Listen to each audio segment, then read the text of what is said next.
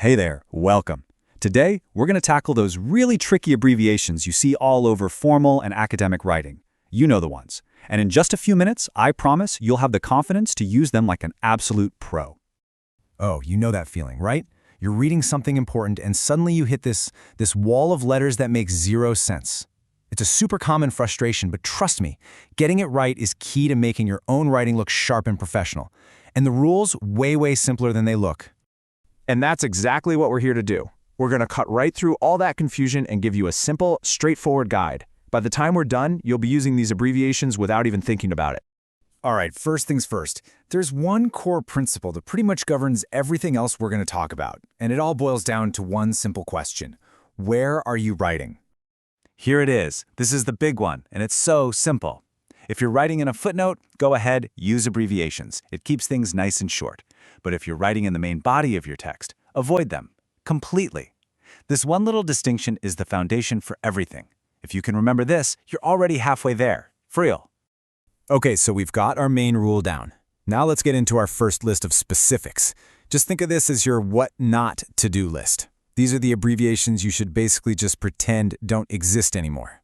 So here's the deal. All these terms you see on the screen, they're outdated. They're history. Opsit, loxit, ibid, item, just strike them from your memory. And the same thing goes for using P or PP for page numbers. They're just not used anymore. Simple as that, right? Just don't use them. All right, we covered the don'ts, so let's flip it around to the do's. And this is a really big one, especially if you're doing any kind of legal writing. When you talk about judges, there are specific abbreviations that you absolutely have to use. It shows you know what you're doing. Now, you're going to want to pay close attention here, because these aren't just suggestions. They are the official, mandatory abbreviations. For a Chief Justice, you must use CJ. A Judge of Appeal, that's JA. An acting judge, AJ. This is your cheat sheet for the official titles and the short forms you have to use. Okay, let's look at a practical example to see how this all comes together.